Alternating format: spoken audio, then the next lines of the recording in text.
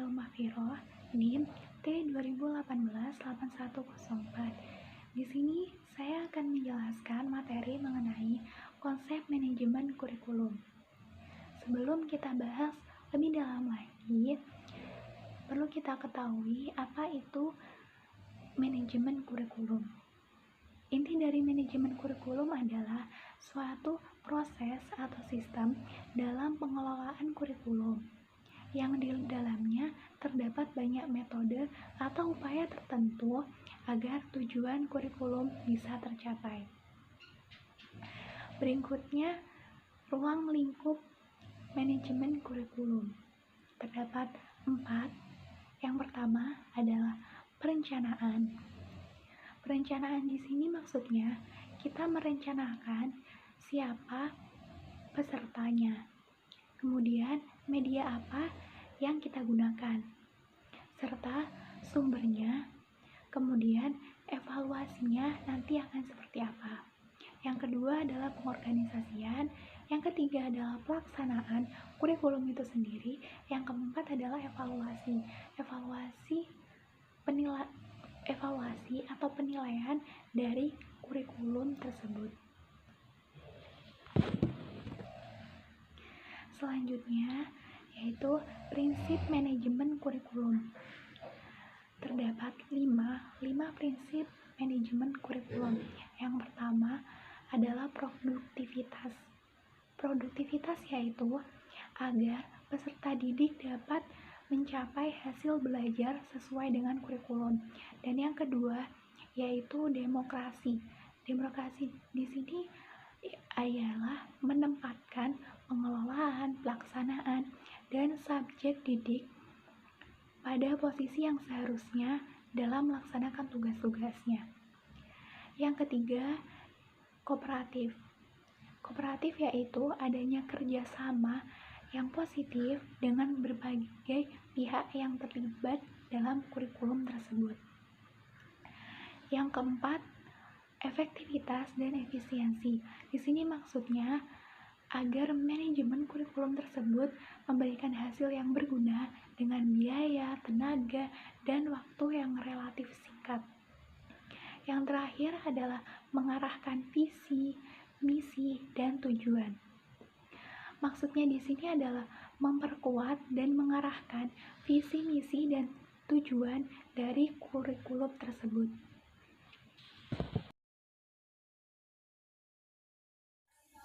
Assalamualaikum warahmatullahi wabarakatuh. Saya Siti Maskurah, NIM T2018-8107.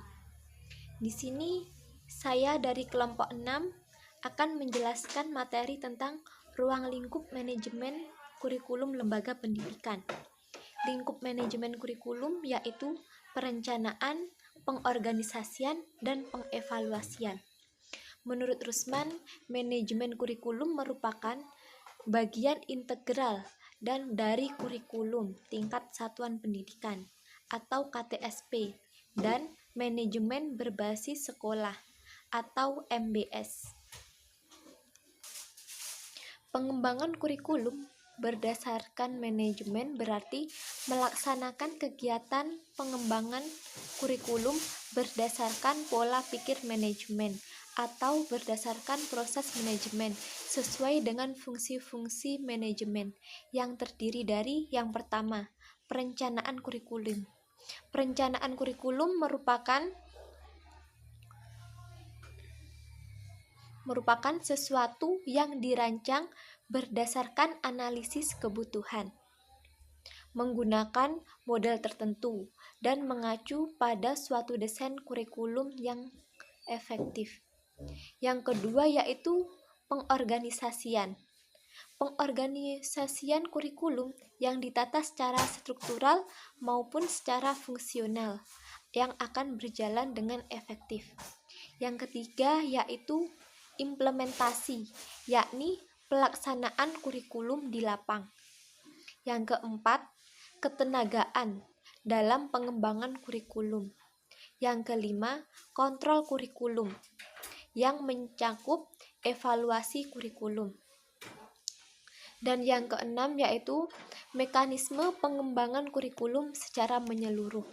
Dan yang terakhir yakni segi manajemen dalam pelaksanaan kurikulum. Assalamualaikum warahmatullahi wabarakatuh. Saya Nova Belia Frania, NIM T 2018-5060. Di sini saya akan menjelaskan tentang tahap-tahapan dalam manajemen kurikulum dan satuan pendidikan. Pertama, pengertian manajemen kurikulum. Manajemen kurikulum perubahan merupakan serangkai kegiatan merencanakan, mengorganisasikan, dan mengendalikan segala upaya dan mengatur dan mendayagunakan sumber daya manusia, sarana, dan prasarana secara efisien dan efektif untuk mencapai tujuan organisasi yang telah ditetapkan. Kurikulum adalah seperangkat rencana dan pengaturan mengetahui tujuan, isi, dan bahan pelajaran, serta cara yang digunakan sebagai pedoman penyelenggaraan kegiatan pembelajaran untuk mencapai tujuan pendidikan tertentu. Tujuan di sini meliputi tujuan pendidikan nasional, kesesuaian dalam kekhasan, kondisi dan kondisi daerah, satuan pendidikan dan peserta didik.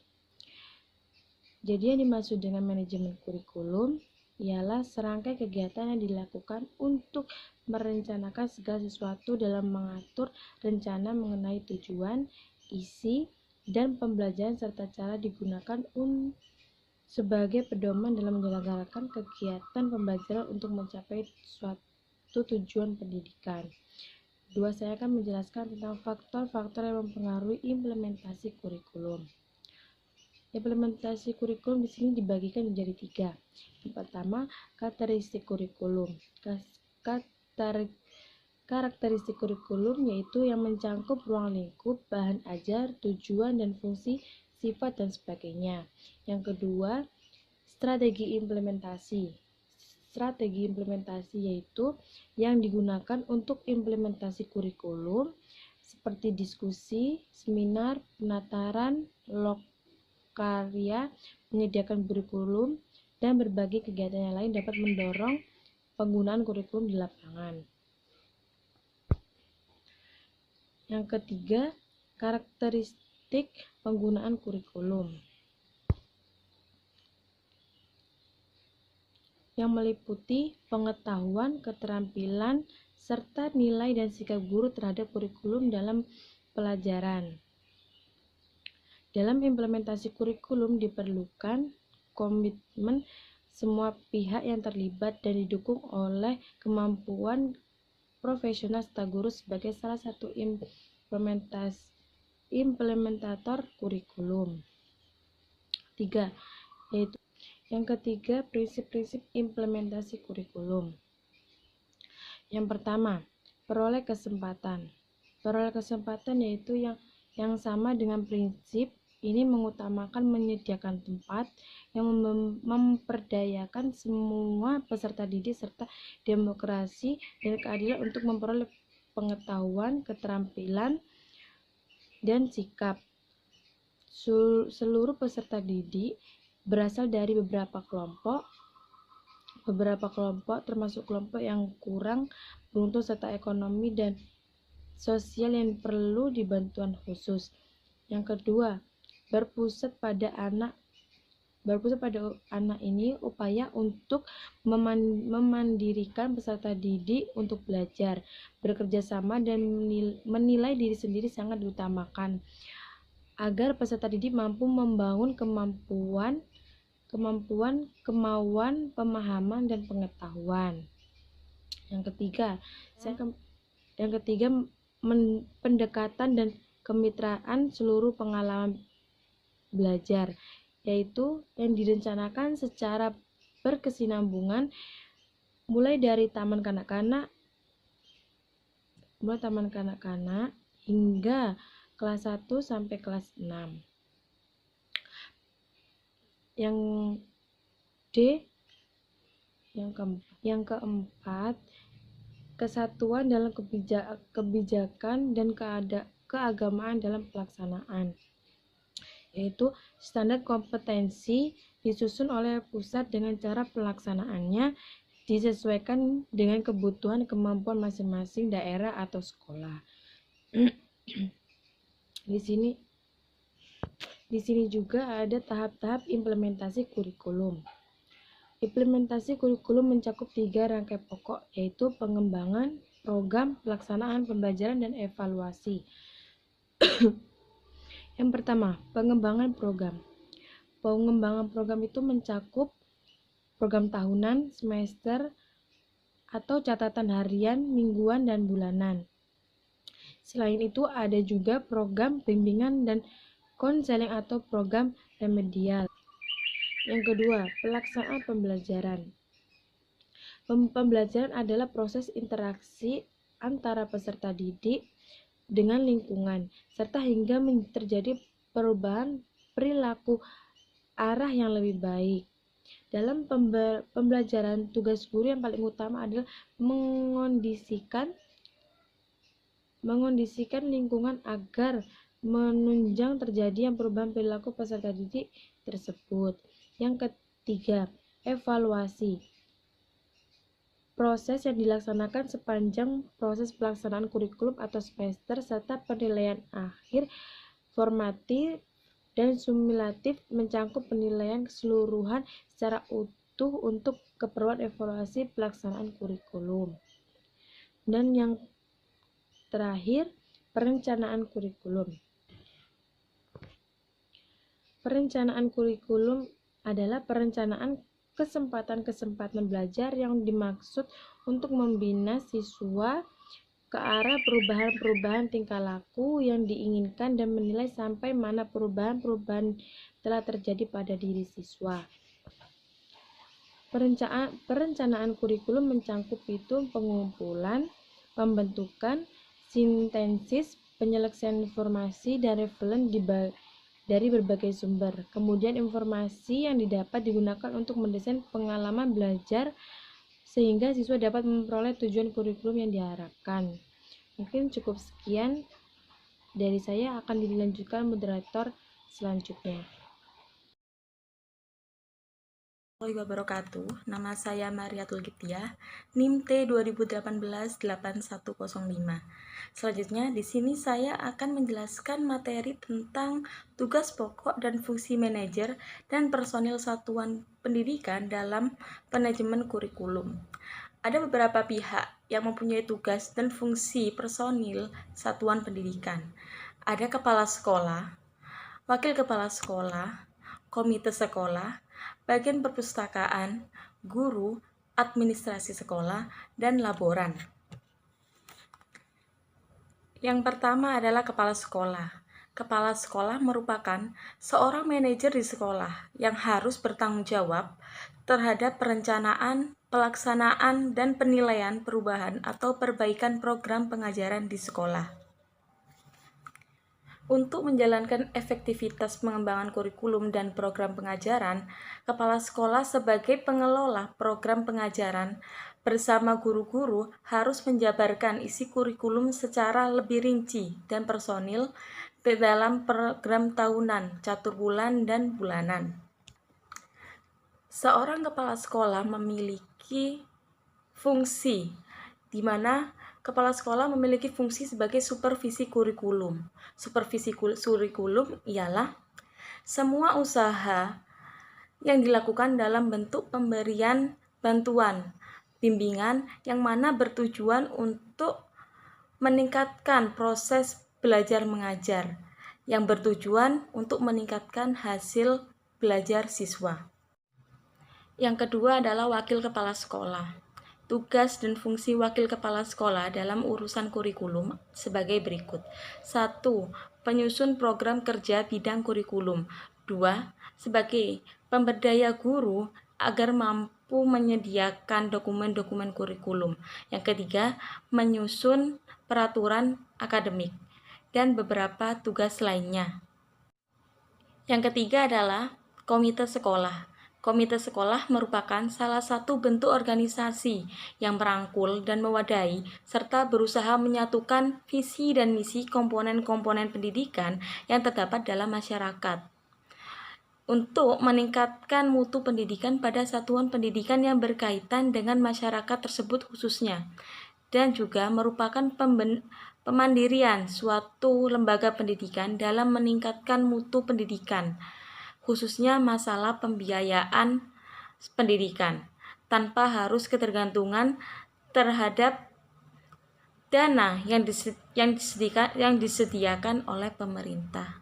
Yang keempat adalah bagian perpustakaan. Perpustakaan ditujukan sebagai pelengkap dari proses pendidikan yang isinya merupakan buku-buku yang berkaitan dengan materi ajar yang disampaikan dalam kurikulum pendidikan.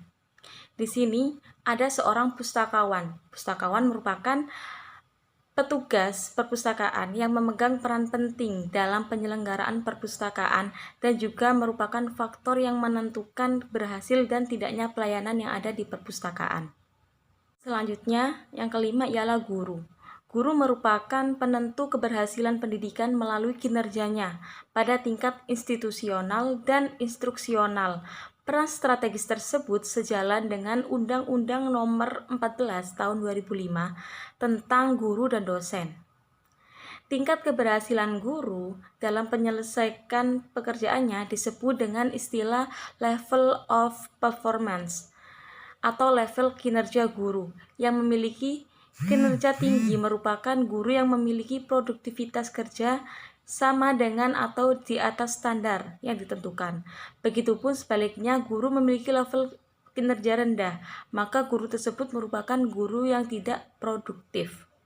Selanjutnya yang keenam ialah administrasi sekolah.